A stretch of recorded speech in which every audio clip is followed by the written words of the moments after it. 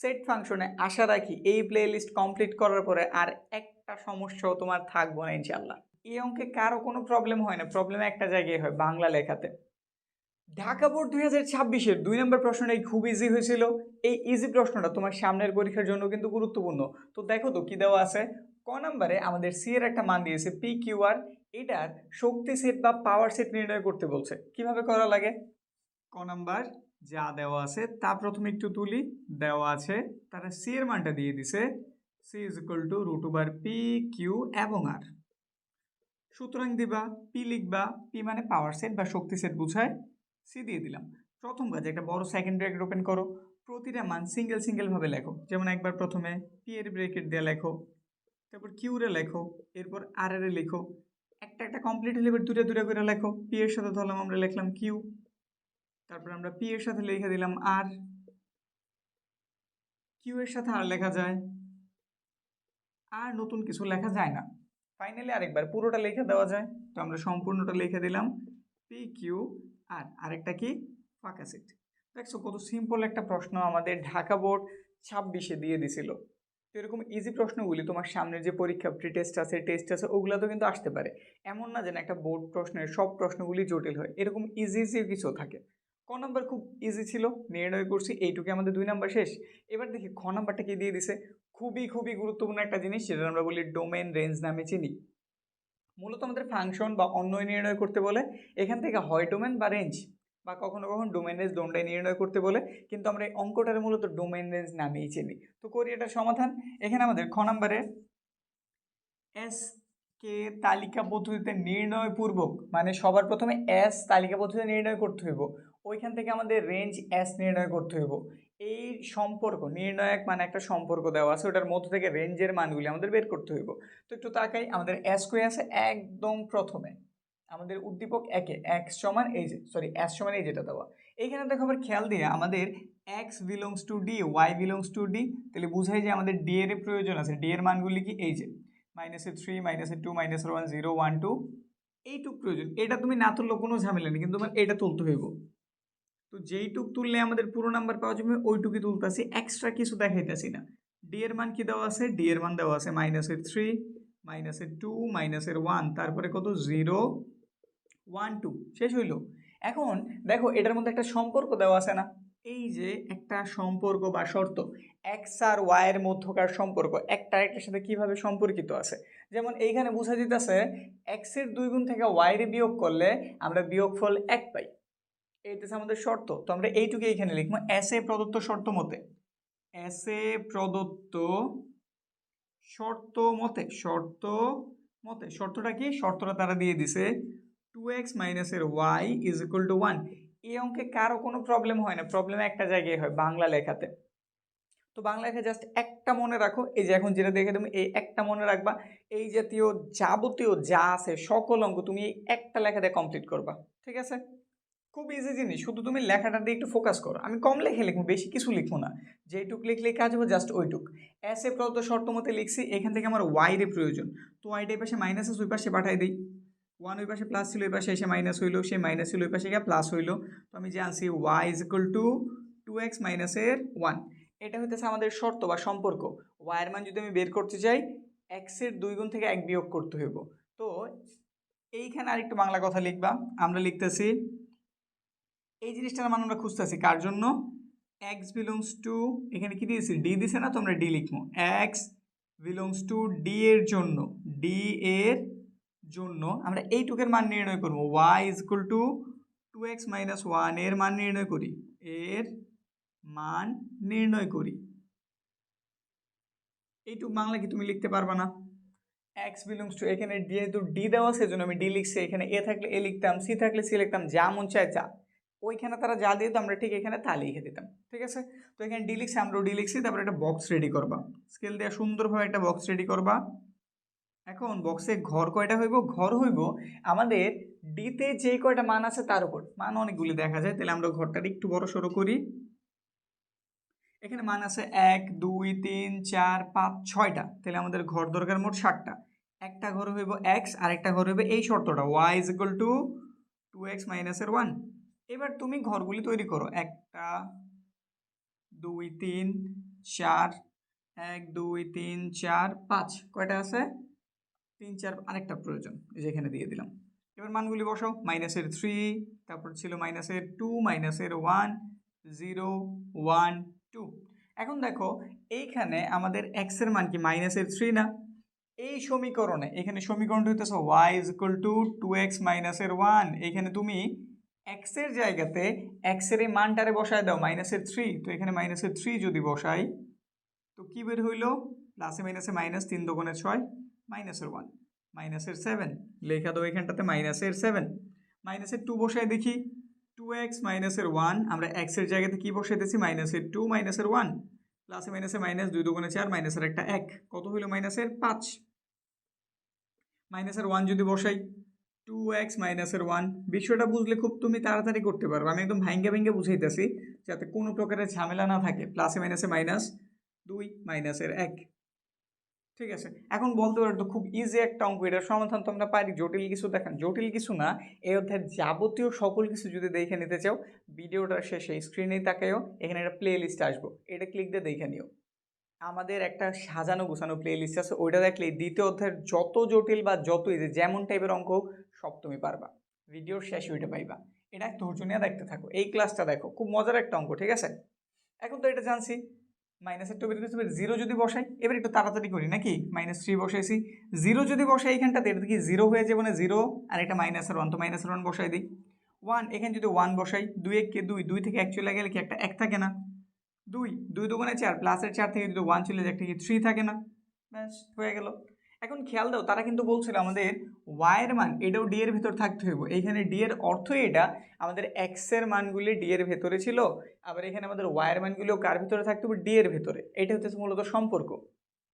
তো এইখানে তুমি একটু তাকায় দেখো তো, আমাদের d এর মান -3 থেকে শুরু হয়েছিল 2 পর্যন্ত গেছে, কোনো মাইনাসের 7 বা মাইনাসের 5 কি ছিল? তাকাও তো, এখানে আছে? নাই।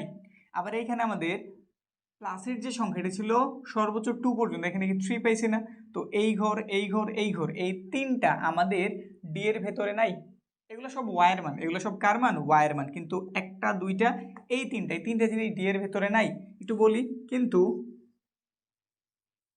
-7 -5 এবং 3 এটা হচ্ছে বিলংস টু, আর এই দাগ দেওয়ার হচ্ছে নট বিলংস টু, মানে এগুলা নাই, কার ভিতরে নেই? ডি এর ভিতরে নাই।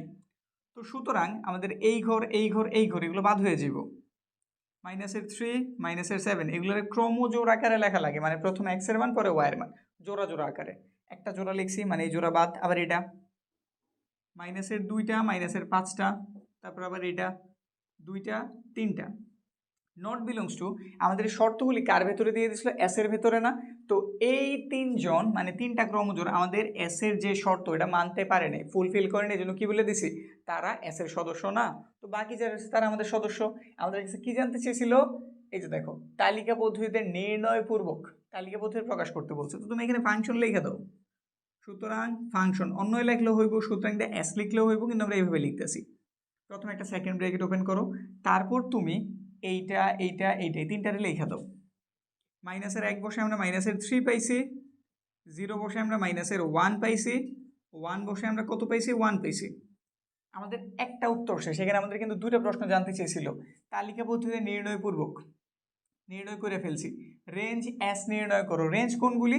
রেঞ্জ হতেছে পরের যে মানগুলি, মানে ওয়াই এর যে মানগুলি শর্ত মানছে ওই রকম ওয়াই এর যে মানগুলি আছে ওগুলা। তো কত পাইছি? -3 -1 আর কত? 1।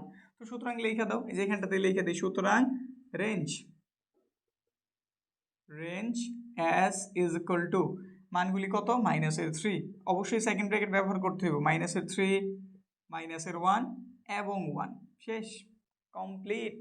বুঝছি, একদম সিম্পল অঙ্ক, এগুলো তোমরা পারো। শুধু এখানে বিশেষভাবে খেয়াল রাখতে গেছি বাংলা কথাটার দিকে। দেওয়া আছে দিছে, ওই মানটা তুলবা, এটা অবশ্যই একটু তুলে নিবা। এই শর্ত তোলার তেমন কোনো প্রয়োজন নেই, মন চাইলে তুলতে পারো, না তুললেও কোনো ঝামেলা নাই। তারপর তুমি যে শর্তটা ছিল ওই শর্তটা লিখবা, শর্ত থেকে ওয়াইয়ের এক পাশে নেবা, বাকিগুলির এক পাশে নেবা, তারপর এই বাংলা কথাটা লিখে দিবা। এরপর তো বক্স অনুসারে আমরা হিসাবের কাজগুলি করে গেছি, যারা শর্ত মানছে তাদের কথা বলছি, যারা মানেন তাদের বাদ দিয়ে দিছি, ব্যাস এই তো ছিল। বুঝছি। এবার গ নাম্বারটার দিকে তাকাই। এটা আমাদের কি দিয়ে দিছে? ইন্টারসেকশন, ইউনিয়ন, পূরক সেট, অনেক কিছু দিয়ে দিছে। তো দেখি কি কি করা যেতে পারে। এরকম অঙ্কগুলি খুব ইজি হয়, কিন্তু অনেকে করে কি এগুলোর হিসাব নিকেশ একটু ভুল করে। দেখি তোমাদের কোনো ভুল হয় কিনা। ঠিক আছে, একটু খেয়াল করি। যখনই তুমি প্রাইম এই যে পূরক চিহ্নটা দেখবা, তুমি মনে করবা তোমার ইউ এর মান দরকার আছে মানে আছে।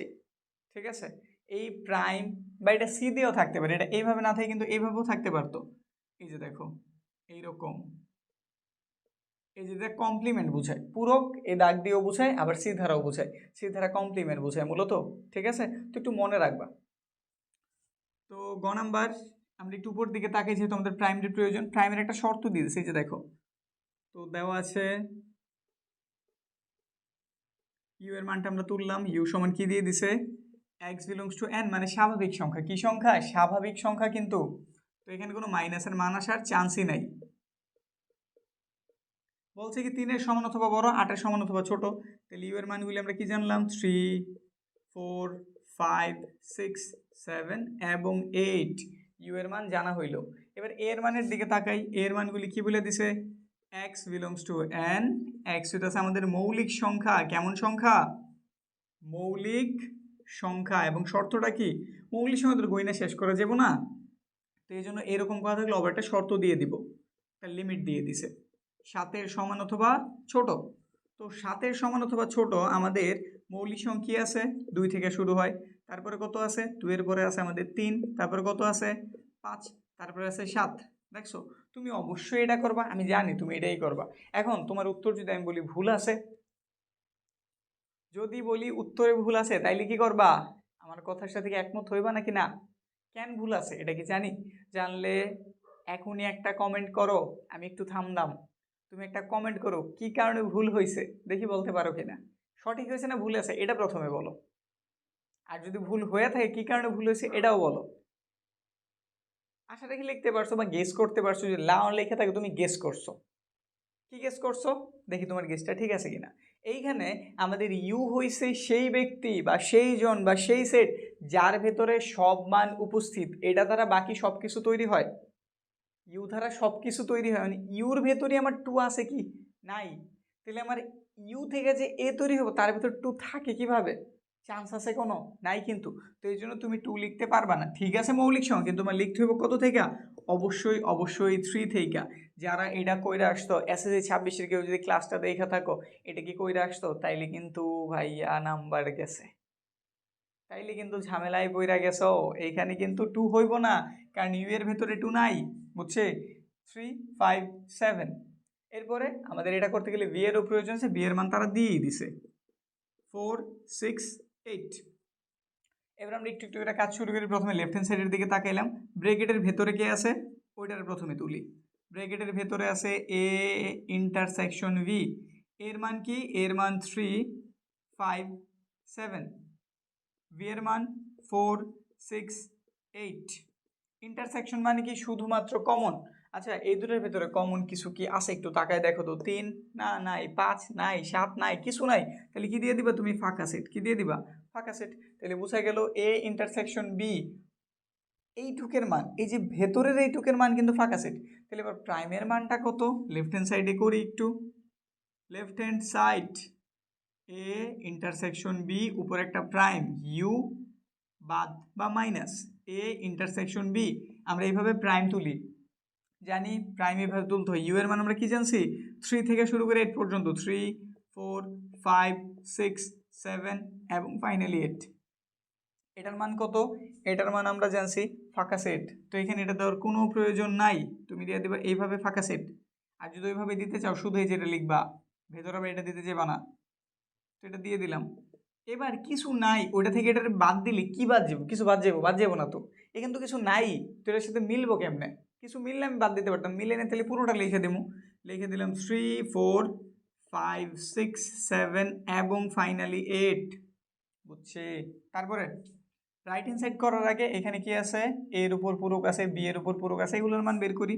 তো লিখলাম এখন এ প্রাইম ইউ মাইনাসের এ, ইউ এর মান কত, 3, 4, 5, 6, 7 এবং 8।